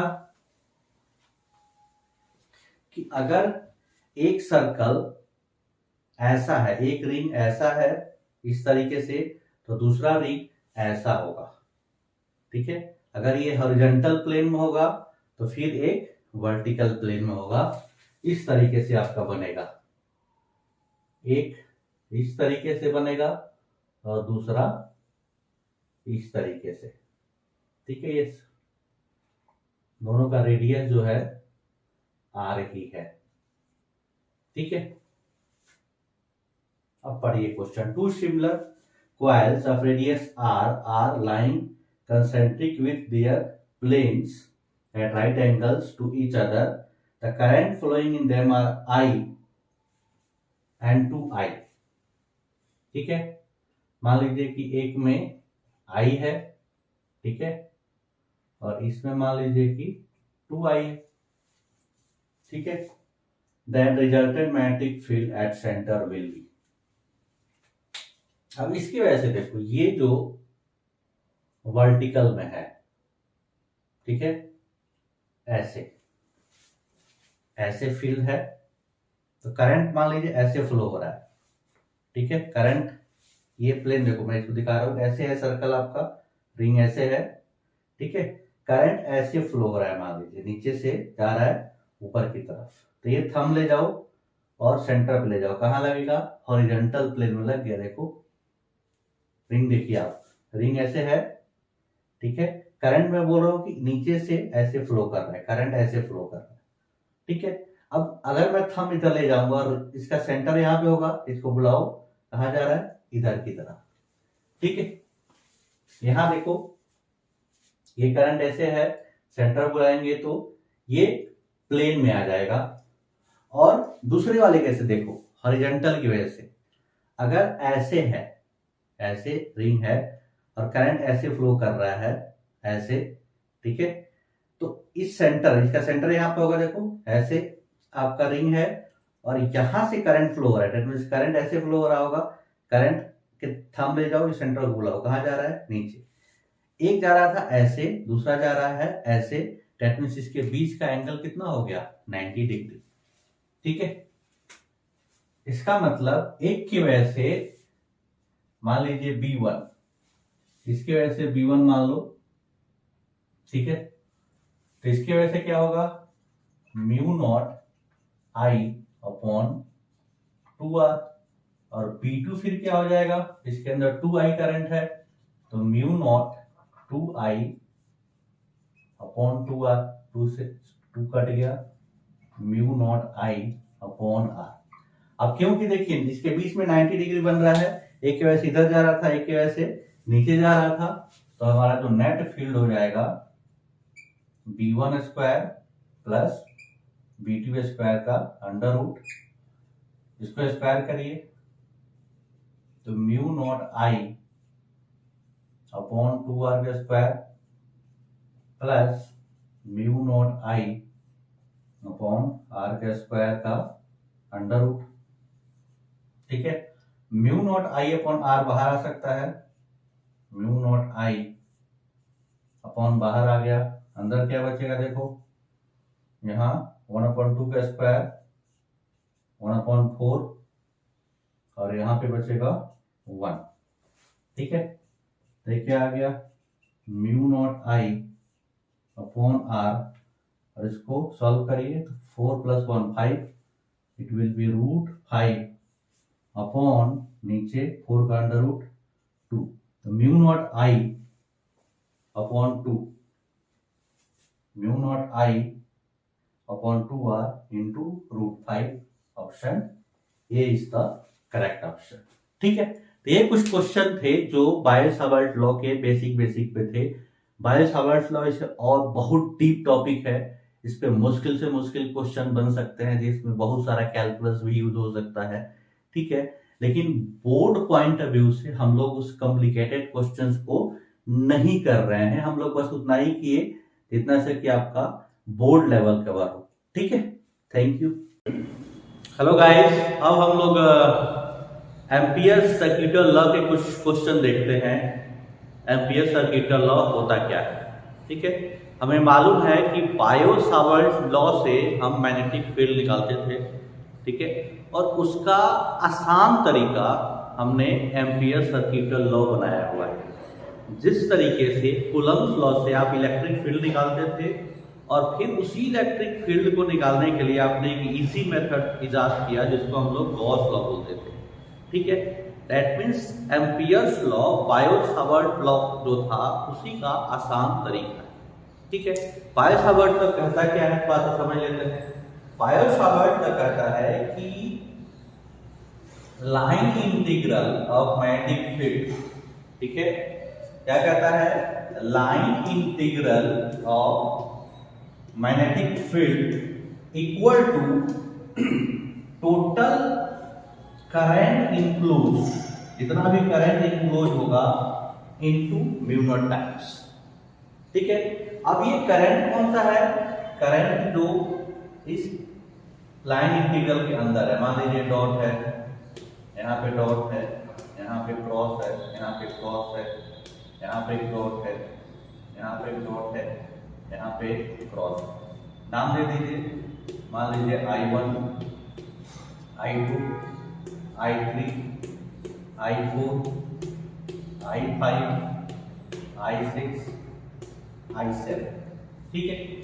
अब इसमें जो सिग्मा I है, राइट हैंड साइड में जो करंट है, दैट करंट केवल ये वाला होगा जो इसके इनसाइड होगा। या फिर ये गॉस लॉ में भी जब आप इधर E डॉट ds लिखते थे और Q अपॉन एप्सिलॉन लिखते थे, तो वहां पे जो Q होता था केवल उस सरफेस के अंदर का चार्ज होता था। सिमिलरली यहाँ पे केवल अंदर वाला चार्ज होता था। तो इसके लिए अगर मुझे लिखना हो, बट ये जो मैग्नेटिक फील्ड है, this magnetic field due to all the current present, वो I7 की वजह से भी है, I6 की वजह से भी है, I5 की वजह से भी है, ठीक है। ये चीज याद रखना पड़ेगा, this field is due to all current present but this current is only inside the integral, ठीक है। अब इसको अगर लिखना हो इस वाले क्वेश्चन में, तो हमें कैसे लिखना पड़ेगा, B डॉट dl, ठीक है, म्यू नॉट, ठीक है। अब इसमें देखिए किसी एक, मान लीजिए इसको मैंने पॉजिटिव ले लिया डॉट को, तो इसको निगेटिव लेना पड़ेगा। तो देख लीजिए प्लस में कौन कौन है, I1 प्लस I2 और ये माइनस हो जाएगा, फिर I3 माइनस। ये जो B है ये आपको समझना पड़ेगा, it is due to all the current present, ठीक है। ये एकदम दिमाग में रहना चाहिए कि ये जो मैग्नेटिक फील्ड है, मैग्नेटिक फील्ड जितने भी करंट प्रेजेंट है, चाहे वो लाइन के इनसाइड हो चाहे ये आउटसाइड हो, सबकी वजह से मैग्नेटिक फील्ड है। लेकिन ये जो करंट है, करंट केवल इसके अंदर वाला है। ये बेसिक चीज आपको याद रखना है। जिस तरीके से मैं थोड़ा सा यहाँ लिख देता हूँ, जब गॉस लॉ पढ़ते थे, E dot ds equal to क्या होता था, Q in upon epsilon naught. Electrostatics के अंदर ये जो फील्ड है due to all charges present, जितने भी चार्ज हैं, चाहे वो सरफेस के इनसाइड थे या फिर आउटसाइड थे, सबकी वजह से फील्ड हो रहा था। बट ये जो चार्ज होता था ओनली इनसाइड द सरफेस होता था, ठीक है। वैसे ही यहाँ पे B सभी करंट की वजह से है, और ये जो करंट है केवल इस लाइन के अंदर का है, ठीक है। आया समझ में। अब आते हैं क्वेश्चन पे।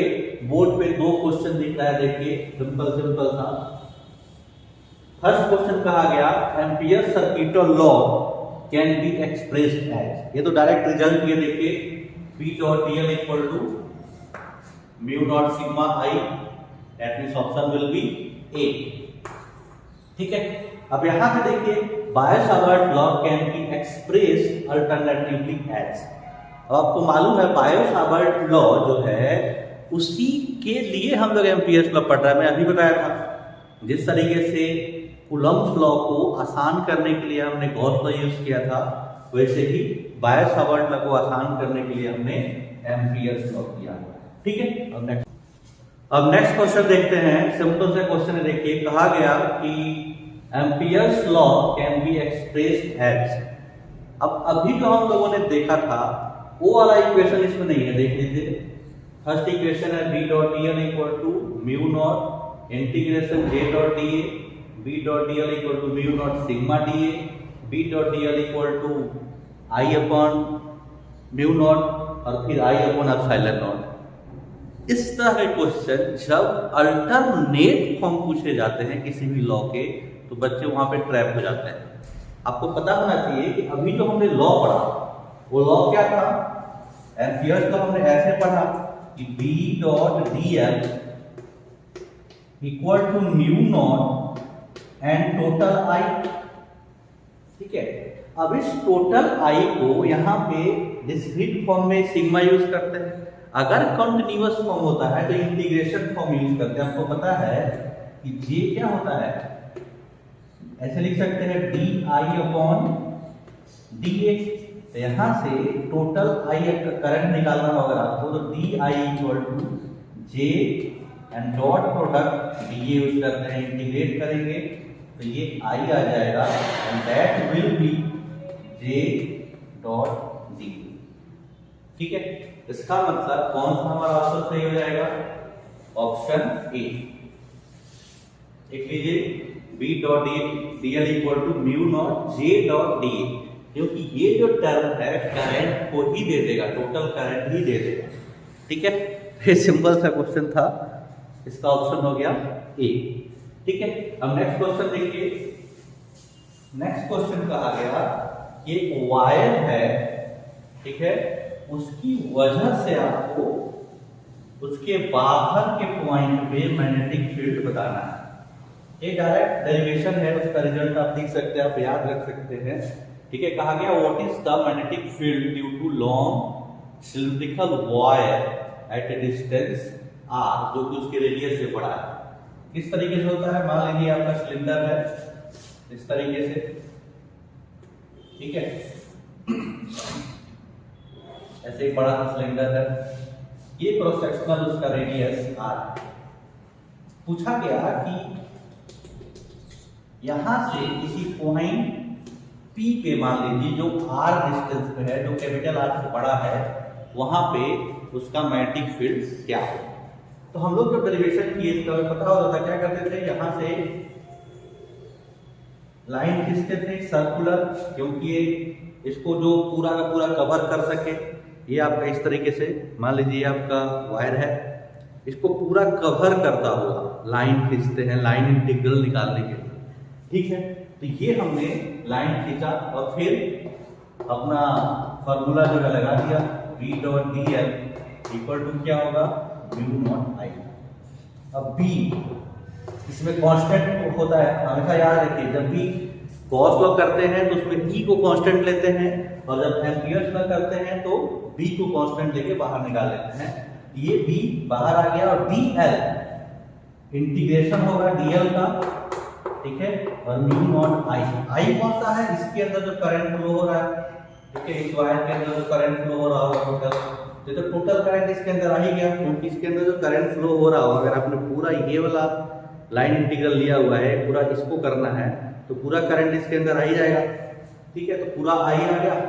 और डी एल इंटीग्रेशन क्या देता है, टोटल, टोटल लेंथ इसका क्या हो जाएगा, इसका पेरीफेरी, तो b into 2 pi r and that is equal to mu naught I. यहाँ से b की वैल्यू क्या आ जाएगी, देखिए यह आ गया mu naught I upon 2 pi r. ठीक है, देख लीजिए कौन सा ऑप्शन है, option A will be correct option. ठीक है, इसमें एक चीज और देखिए, यहाँ पे जो मैग्नेटिक फील्ड है that is inversely proportional to r. इस पर भी क्वेश्चन आते हैं। यहाँ पे बी क्या है, इनवर्सली प्रोपोर्शनल टू आर है, दैट मींस इसका अगर ग्राफ बनाएंगे, ठीक है, तो जब ये रेडियस से ज्यादा होगा तो ऐसे इसका ग्राफ जाएगा। ठीक है, अब नेक्स्ट, चलिए अब नेक्स्ट क्वेश्चन देखते हैं। क्वेश्चन कहा गया what will be magnetic field due to long cylindrical wire at a distance r less than r। अब जो इसके पहले वाला क्वेश्चन था उसमें आपको जो सिलेंडर था उसके बाहर पूछा जा रहा था, अब उसके अंदर पूछा जा रहा है। ठीक है, ऐसे ये आपका सिलेंडर था, ठीक है, इस तरीके से। अब इधर ये टोटल आपका r था, अब कोई पॉइंट इधर है r डिस्टेंस पे, यहां आपसे पूछा जा रहा है। ठीक है, इसमें भी वही करेंगे, यहां से आप एक लाइन इंटीग्रल निकालने के लिए लाइन खींचा, ठीक है। अब इसके अंदर का करंट, अब तो बस डिफरेंस आएगा, इसके अंदर का करंट यहां से कितना करंट पास हो, ठीक है। बस ये अगर आपको पता चल जाए तो आप इसका क्वेश्चन का आराम से सॉल्यूशन कर सकते हैं। लगेगा वही B dot dl equal to क्या होगा, म्यू नॉट, अब इसको I डैश बोल दीजिए। अब I डैश पता चल जाए तो फिर ये क्वेश्चन आराम से हो जाएगा। तो I डैश निकालने के लिए देखो टोटल करंट कितना है, टोटल करंट है I, ठीक है, अपॉन ये एरिया में करंट एरिया में होता है, टोटल एरिया हो गया पाई आर स्क्वायर। अब आपको कितने एरिया के लिए चाहिए, स्मॉल आर रेडियस के एरिया के लिए चाहिए, तो आप पाई आर स्क्वायर से मल्टीप्लाई कर दीजिए, तो ये पाई से पाई कट गया, ठीक है। ये आपका आई डैश की वैल्यू आ गई, आई अपॉन आर स्क्वायर। अब यहाँ पे वैल्यू रख लो, ठीक है। यहाँ पे आपका क्या आ जाता, बी और ये 2 पाई आर, ठीक है, इक्वल टू म्यू नॉट और आई डैश की जगह पे क्या आ जाएगा, I r square upon are square, एक आर से एक आर कट गया, ठीक है। और फिर b की वैल्यू क्या आ जाए, देखो b इक्वल टू, ये मैं थोड़ा बड़ा करके लिखता हूँ, ठीक है। क्वेश्चन तो मिटा दूंगा, क्वेश्चन तो पढ़ लिए, ठीक है। ये आपका क्या है, देखो यहाँ पे है b डॉट dl और ये है म्यू नॉट आई डैश की जगह पे क्या आ जाएगा, म्यू नॉट और ये है I r square upon are square, ठीक है। और ये आपका आ गया बी, लाइन इंटीग्रल इसका 2 पाई आर होगा and that is equal to mu naught I r square upon are square, r से आर कट गया।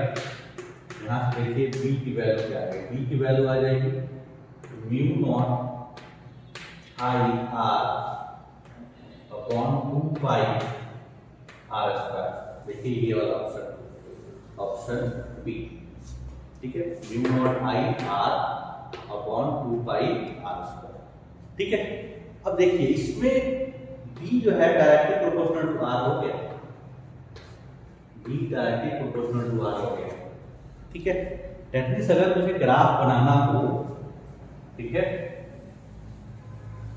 अगर वायर के वैसे जो कि अंदर सॉलिड होता है, सॉलिड वायर बोलना चाहिए, सॉलिड वायर पे से आपको पता करना हो कि ग्राफ कैसा होगा, ठीक है। तो आपका ग्राफ कैसा बनेगा, देखिए ये आपका बी है, ये आर हो गया।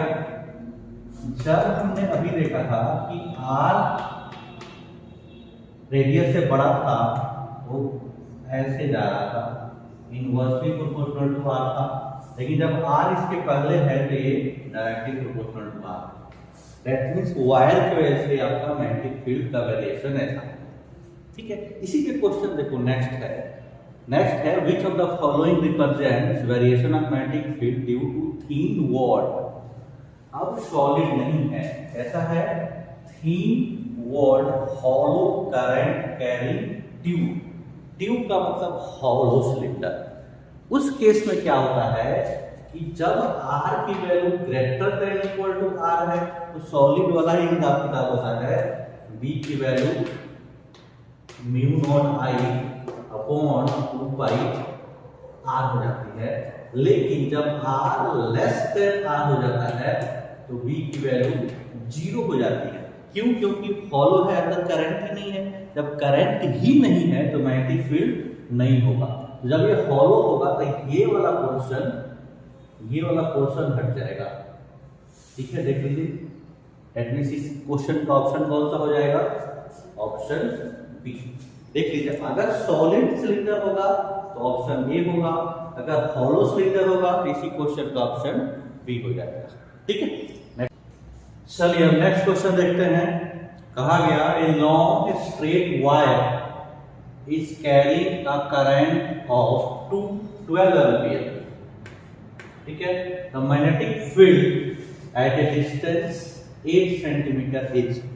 डायरेक्ट फॉर्मूला पे क्वेश्चन है, अभी हमने डिराइव किया था इसको, B equal to mu naught I upon 2 pi R।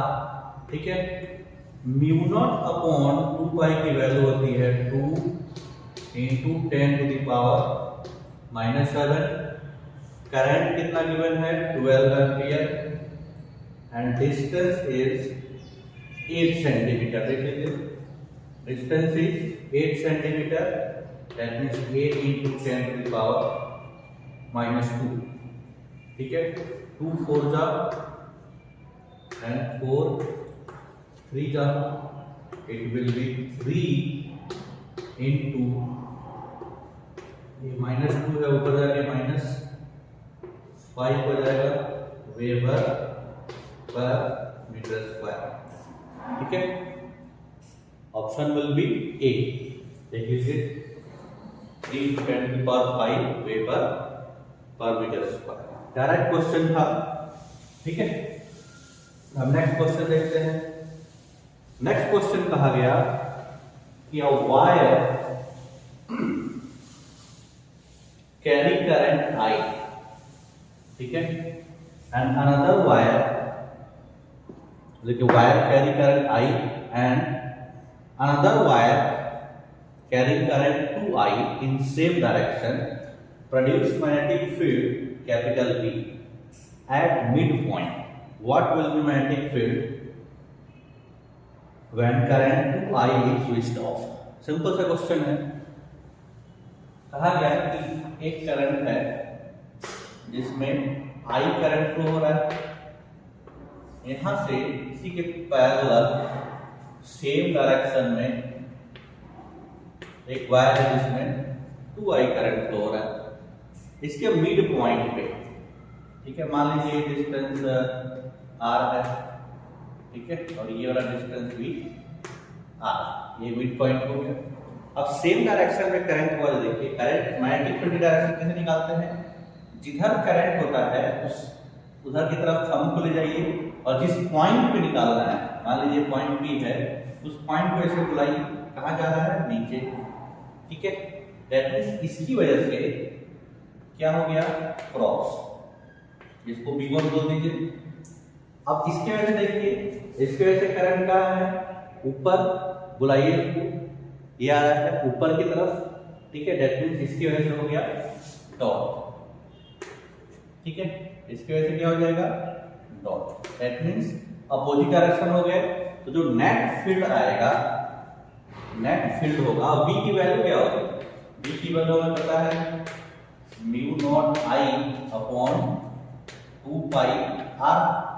ठीक है, अब इसके लिए जब निकालेंगे B1 निकालेंगे तो I अपॉन 2 पाई R आएगा, इसके वजह से 2I, दैट मींस जो ऊपर वाला है डॉट वाला है ज्यादा है और क्रॉस वाला कम है, दैट मींस B की वैल्यू क्या होगी B2 माइनस B1 करनी पड़ेगी और फिर रिजल्ट क्या आ जाएगा mu not 2I upon 2 pi R minus mu naught I upon 2 pi R।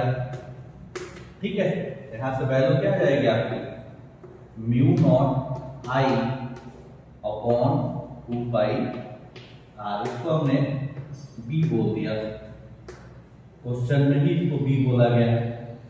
ठीक है, अब क्वेश्चन में कहा गया था कि when 2I is switched off, इसको आपने क्या कर दिया स्विच ऑफ कर दिया, इस वाले को हटा दिया, तो क्या होगा देखो केवल ये बचेगा और इसकी वजह से डॉट होगा और इसकी वजह से मैग्नेटिक फील्ड क्या होगा B will be mu naught I upon 2 pi R।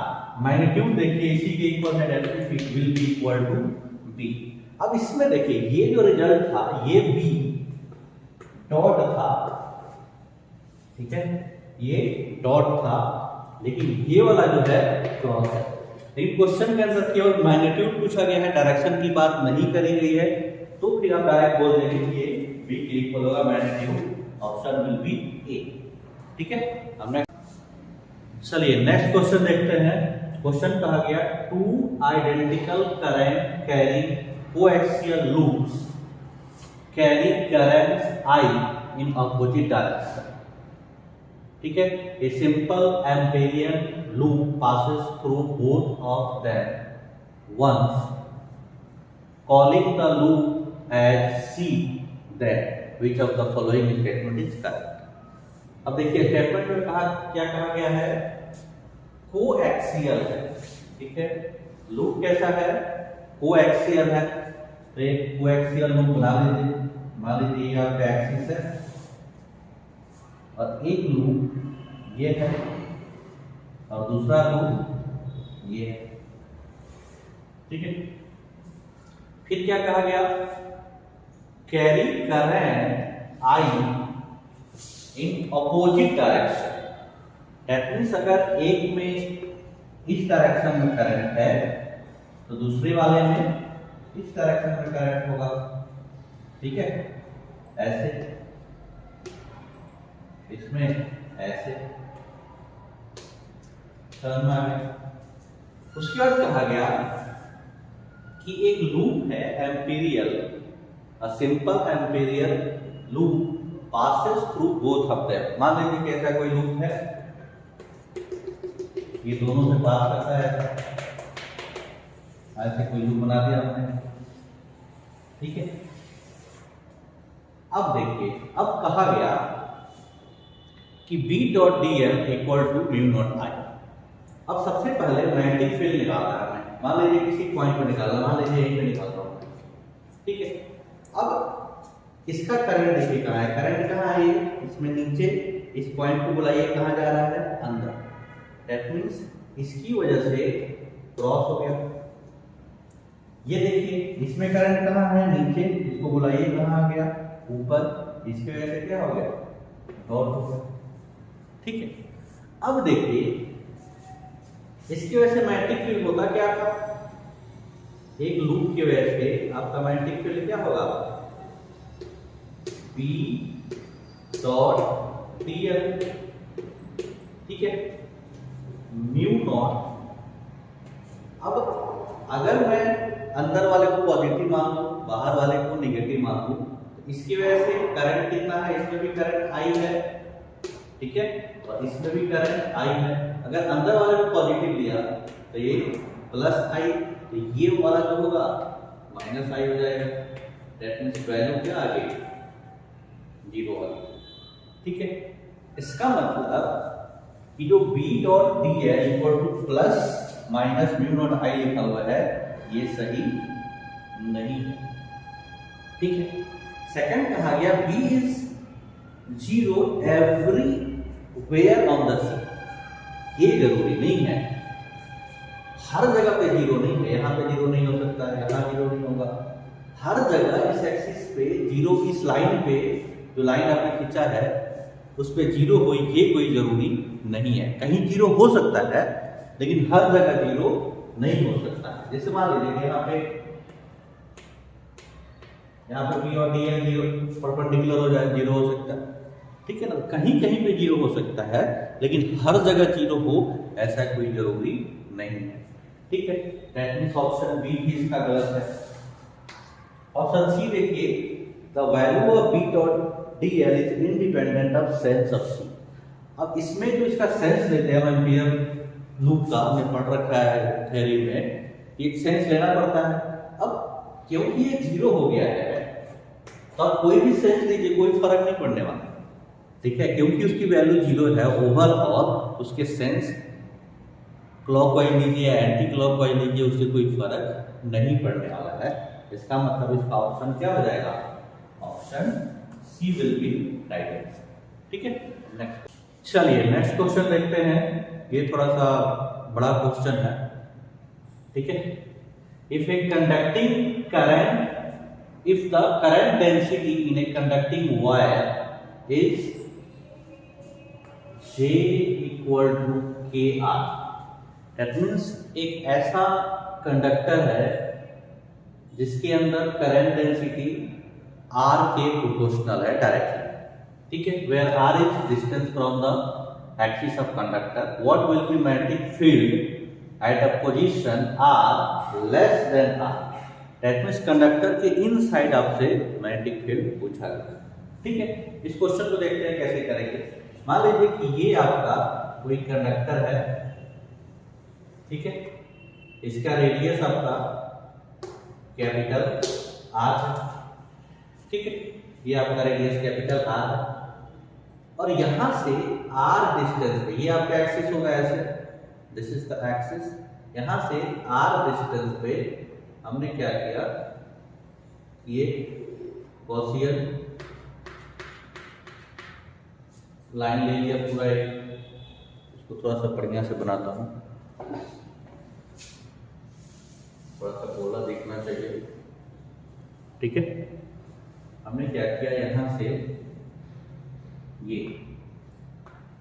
Are radius का, ये टोटल आर था आपका, ठीक है, हमने क्या किया, यहां से आर रेडियस का ये सर्कल टाइप का ले लिया।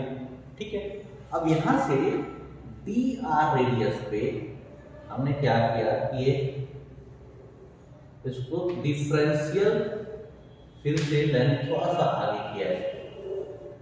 ये हमारा निकालने का तरीका होता है, 11 से पढ़ते आ रहे हैं कि अगर हमें डिस्क टाइप का चीज को डिस्कस करना हो, इस टाइप से हम लोग डिस्कस करते हैं। ठीक है, ये हमारा क्या हो गया, डी आर हो जाएगा, ये लेंथ हमारा डी आर हो गया। ठीक है, अब इसके अंदर हमें करंट निकालना है। अगर मैं इसको r = 0 से कैपिटल R तक करूं तो टोटल करंट इसके अंदर आ जाए। ठीक है, तो कैसे निकालेंगे, अगर मुझे इसके अंदर करंट निकालना हो I, तो क्या होगा, करंट डेंसिटी और इसका एरिया dA, इसको मैं इंटीग्रेट कर दूं तो टोटल करंट आ जाएगा हमारा। ठीक है, तो I निकालने के लिए हमने क्या किया, J की वैल्यू कितनी है, KR। ठीक है, तो ये KR रख दिया, और ये DA कितना होगा, इसका लेंथ कितना, इसको अगर आप खोलिए तो ये इस तरीके कुछ एक स्ट्रिप बन जाता है। ठीक है, इस स्ट्रिप का लेंथ जो विड्थ होगा dr होगा, and it will B 2 pi r। ठीक है, इसका एरिया क्या हो जाएगा, 2 पाई r इंटू dr। ठीक है, कहां से कहां तक इंटीग्रेट करना है, 0 से लेके r। ठीक है, अब इसको इंटीग्रेट कर दीजिए, यहां से आपका i की वैल्यू आ गया कितना, k 2 पाई, तो कांस्टेंट है। ठीक है, बाहर आ गया, और ये r और एक r स्क्वायर हो गया। ठीक है, तो r स्क्वायर dr 0 से लेके r तक, इसको सॉल्व करिए तो आ गया 2 पाई k, ये r³ 3, जब लिमिट लगाएंगे ये कितना हो जाएगा, ये हो गया r³/3। ठीक है, ये हमारा टोटल करंट आ गया। यहां से अगर मैं k की वैल्यू निकालना चाहूँ, क्योंकि अभी हमें पता है आगे रखेंगे, ये हो जाएगा 3i upon 2 pi r³, this will be the value of k। ठीक है, हमें लगाना क्या है, मेन हमें करना क्या है, एम्पियर्स को B.dl equal to μ0 I inside, इसके अंदर कितना, जिस रेडियस पे आपको चाहिए, r रेडियस पे चाहिए था हमें, कहां पे चाहिए था, देखो मैग्नेटिक फील्ड कहां गया क्वेश्चन, यहाँ पे आपको चाहिए r ऐसे पोजीशन पे जो छोटा है, इसलिए मैंने इसके अंदर लिया हुआ है, ये करंट आपको चाहिए था I इनसाइड। ठीक है, तो सबसे पहले अगर I इनसाइड में निकालना, I इनसाइड यहीं से निकलेगा, देखो I इन, इसी को इंटीग्रेट केवल स्मॉल r तक कर लीजिए, 2 पाई k r² dr, केवल स्मॉल r तक कर लीजिए तो I इनसाइड निकल जाएगा, और ये वैल्यू क्या आ जाएगी, देखो 2 पाई k और r³ अपॉन 3। अब यहाँ से k की वैल्यू यहाँ पे लाके डाल दीजिए, देखिए आ गया, देखो 2 पाई और k की वैल्यू हो गई 3i upon 2 pi r cube into यहाँ पे है r क्यूब अपॉन 3। ठीक है, यहाँ से देखिए 2 पाई से 2 पाई गया, 3 से 3 गया, यहाँ से क्या आ गया r cube upon r cube into i, ये आपका i इन साइड आ गया। ठीक है, अब इसकी वैल्यू यहाँ पे रख दीजिए, इसको मैं यहाँ पे सॉल्व करता हूँ, इसको थोड़ा सा मिटा दूँ मैं इधर। ठीक है, क्वेश्चन तो हम लोग देख ही चुके हैं।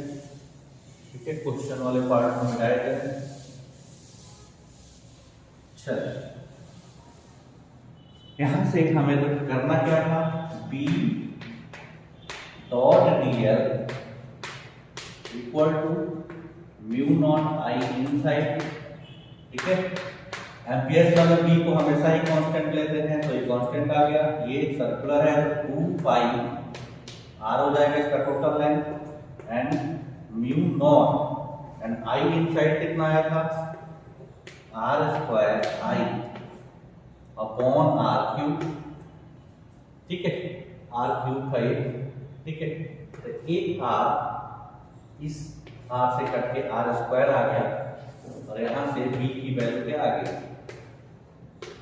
b आ गया mu naught i upon 2 pi r cube into r square. ठीक है, कौन सा ऑप्शन है, देखिए ऑप्शन ए, फर्स्ट वाला ऑप्शन सही है, म्यू नॉट आई r square upon 2 pi r cube. ठीक है, ऑप्शन ए इसका करेक्ट आंसर। ठीक है।